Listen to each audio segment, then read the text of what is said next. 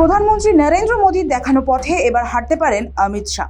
চলতি মাসেই বাংলা সফরে আসছেন কেন্দ্রীয় স্বরাষ্ট্রমন্ত্রী অমিত শাহ।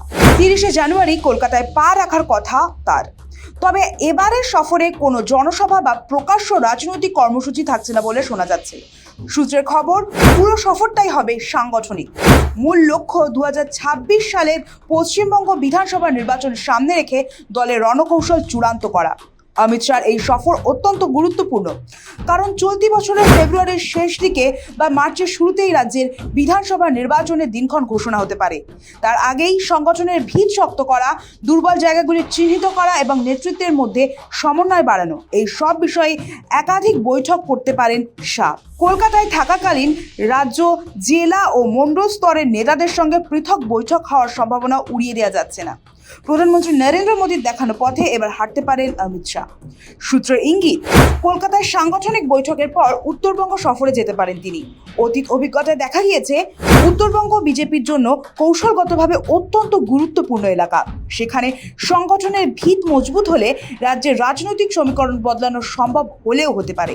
তবে শুধু অমিত শাহই নন, জানুয়ারিতে বঙ্গ সফরে আসছেন বিজেপির নতুন সর্বভারতীয় সভাপতি নীতিন নবীন।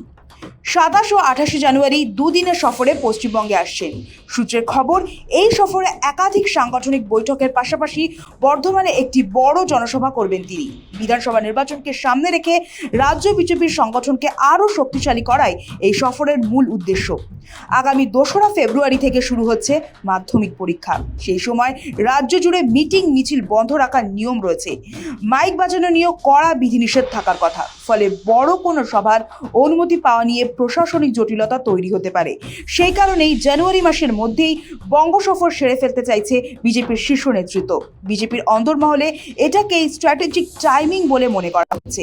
নতুন সভাপতি হয়েছেন, যে কোনো দলে কেউ হতে পারে, তো বিজেপিতে উনি নতুন সভাপতি হয়েছেন, সামনে বাংলায় ভোট আছে, ওনাকে সবাই রিকোয়েস্ট করেছে, কিছু ভুল তথ্য দিয়েছে, একটা ভুল ধারণা দিয়েছে, একটু ভালো বিজেপি করতে পারে, এই সব এখানকার নেতারা গিয়ে সব ভুল ধারণা দিয়েছে। যে উৎসাহ নিয়ে আসছেন, ভোটের পর আর সেই উৎসাহ থাকবে না। বিজেপিও বুঝে গেছে বিজেপি হারতে চলেছে, বিজেপি বুঝতে পারছে আবার গোহারা হারতে চলেছে। সেই জন্য হচ্ছে এবার তুমি আমায় ভোট দাও, তুমি আমায় ভোট দাও, আবার 2-4টে গদ্দার A team B team C team তৈরি করে ভোট কাটার জন্য ছেড়ে দেয়। এতে আরো প্রমাণ হচ্ছে তৃণমূলের জয় নিশ্চিত, বিজেপি পরাজয় হবে নিশ্চিত, এবং সেটা বিজেপি বুঝে গেছে। বিধানসভা নির্বাচনকে টার্গেট করে আগেই প্রচার শুরু। ডিসেম্বরেই বাংলায় এসেছিলেন নরেন্দ্র মোদী, অমিত শাহ, জেপি নাড্ডা। সেই সময় জানানো হয়েছিল প্রতি মাসেই বাংলায় আসবেন তারা। জানুয়ারিতে বাংলায় এসে মালদা এবং সিঙ্গুরে সভা করেছেন প্রধানমন্ত্রী। এবার বাংলায় আসছেন মোদীর সেনাপতি। রাজ্য বিজেপির অন্দরেই স্বীকার করা হচ্ছে, সাম্প্রতিক সময়ে দলীয় নেতৃত্ব ও সংগঠনের মধ্যে কিছু জায়গায় অসঙ্গতি তৈরি হয়েছে। ভোটের আগে সেই ফাঁক ফোকর বন্ধ করা শাহের মূল লক্ষ্য। এদিকে নীতিন নবীন রাজ্য, জেলা ও মণ্ডল স্তরের নেতাদের সঙ্গে পৃথক বৈঠক করবেন।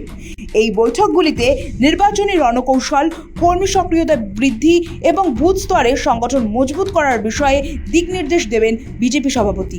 কেন্দ্রীয় নেতৃত্বের রাজনৈতিক বার্তা তৃণমূল স্তরের কর্মীদের কাছে পৌঁছে দেওয়ার উপর জোর দেওয়া হবে। সব মিলিয়ে কে কোন দায়িত্বে থাকবেন, কার উপর কতটা ভরসা রাখা হবে, নির্বাচনী প্রচারের ভাষা কী হবে, এই সব প্রশ্নের উত্তর মিলতে পারে এই সফরের বৈঠকগুলির শেষে। ব্যুরো রিপোর্ট, সময়, কলকাতা।